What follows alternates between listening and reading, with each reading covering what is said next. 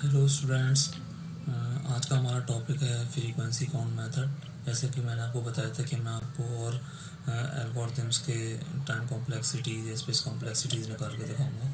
ठीक है, तो हम देखेंगे फ्रीक्वेंसी काउंट मेथड कैसे हेल्पफुल है to find complexity of an algorithm. जैसे कि हम बात कर रहे हैं फ्रीक्वेंसी मतलब कि जो भी आपके नंबर ऑफ स्टेप्स हैं, जो भी आपके स्टेटमेंट एग्जीक्यूट हो रहा है, उनकी फ्रीक्वेंसी क्या है, यानी कि वो कितनी फ्रीक्वेंसी के साथ एग्जीक्यूट हो रहे हैं। जैसे मैं यहाँ पर बात कर रहा हूँ, अगर आप एग्जांपल देखें कि मेरे पास एक एरे है, मैं n number of n size की एक एरे है, उसके मैं जो भी नंबर ऑफ एलिमेंट्स हैं उनको मैं सम करने का एक मैंने एल्गोरिथम लिखा हुआ है। ठीक है ना, तो मैं इसकी फ्रीक्वेंसी फाइंड करूँगा, या मेरे पास ये इटरेटिव है कि मेरे पास जो भी स्टेटमेंट एग्जीक्यूट्स होंगे वो इटरेटिवली एग्जीक्यूट होंगे, एक के बाद एक, एक के बाद एक बाद एक लूप चलेगा। ठीक है ना, तो पहले हमने देखा था सिंपल स्टेटमेंट्स। ठीक है, अब यहाँ पर अगर बात करें जो मेरे पास सिंपल स्टेटमेंट है, सिंपल स्टेटमेंट मेरे पास ये है। मैंने आपको बताया था कि हम अज्यूम करके चलेंगे कि सिंपल स्टेटमेंट के लिए हम 1 यूनिट ऑफ टाइम मान के रख चलते हैं, तो मैंने इस स्टेटमेंट के लिए 1 यूनिट ऑफ टाइम मान दिया।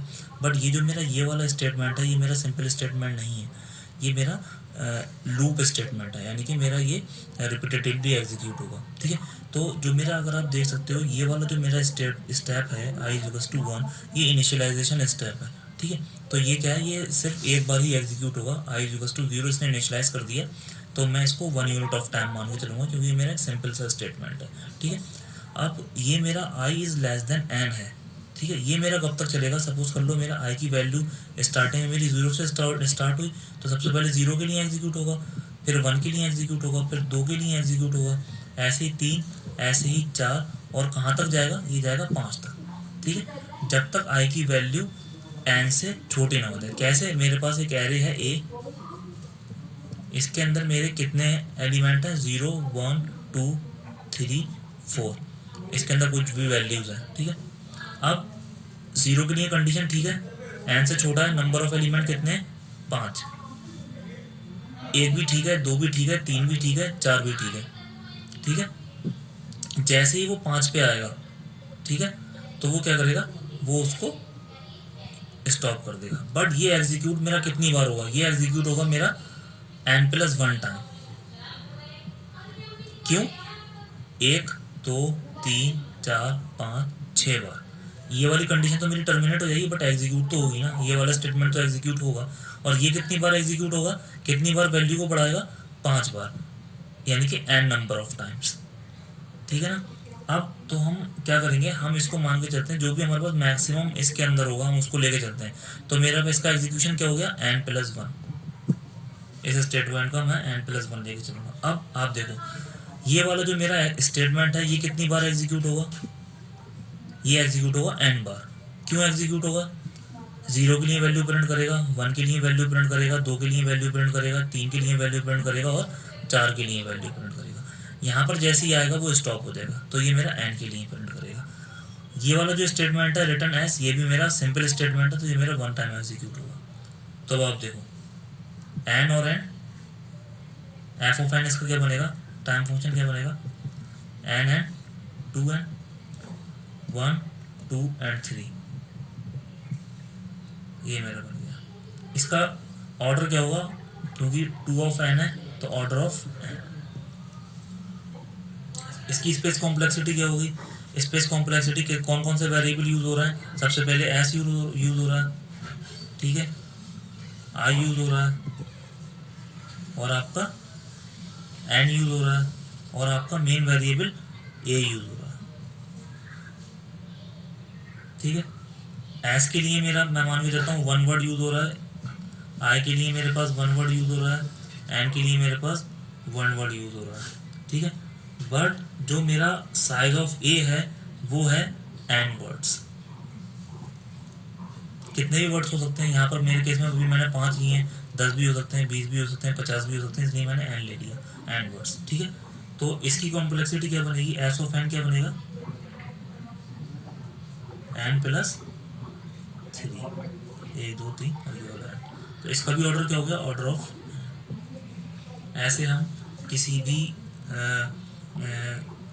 फंक्शन का, इटरेटिव फंक्शन का हम टाइम कॉम्प्लेक्सिटी निकाल सकते हैं। अगर इसके अंदर एक और लूप होता तो फिर वो और तरीके से एग्जीक्यूट होता, वो भी हम एक एग्जांपल देखेंगे कैसे होगा। ठीक है ना, इतना समझ में आया होगा। Thank you. आगे हम दूसरा एग्जांपल देखते हैं।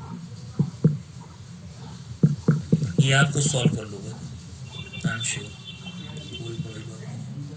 मेरे पास एक मैंने एल्गोरिथम लिखी है ऐड करने की, ठीक है ना, जो मैं स्क्वायर मैट्रिक्स को ऐड करूँगा। ठीक है, मेरे पास दो मैट्रिक्स हैं, ए और बी, और which is an number of size. ठीक है, इसके अंदर क्या है, मैंने एक फॉर लूप लिया, I is equals to 0, I is less than N, I plus plus. ठीक है, इसके अंदर एक और लूप ले लिया, for J is equals to 0, J is less than N और J plus plus.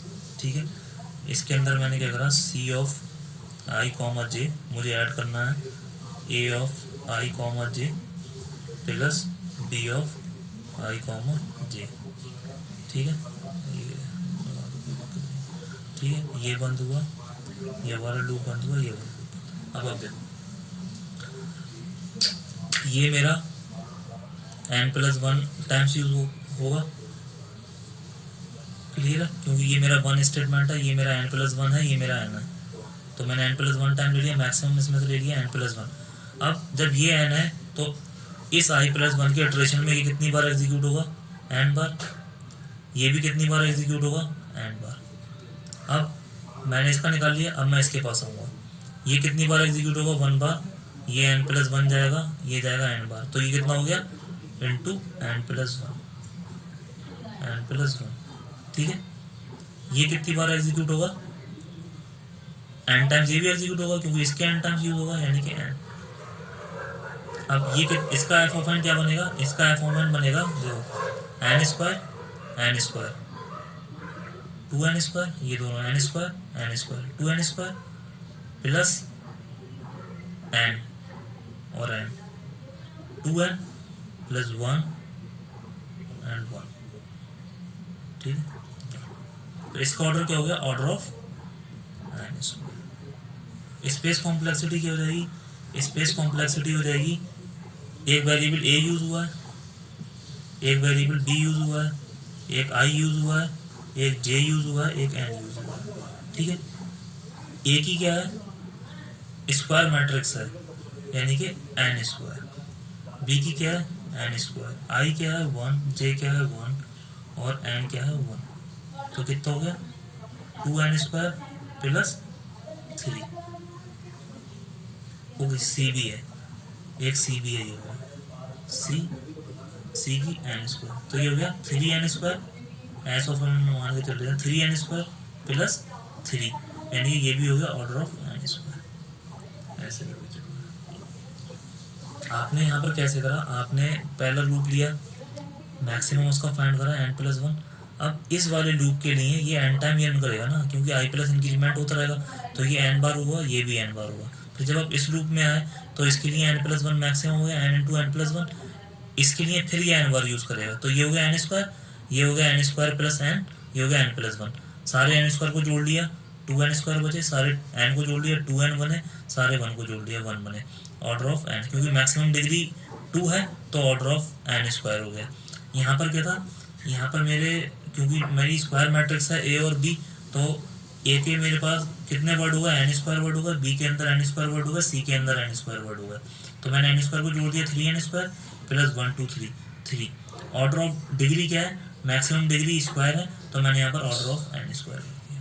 This is how you will find the time complexity using frequency count method. Thank you for watching this. Thanks a lot. Hello student.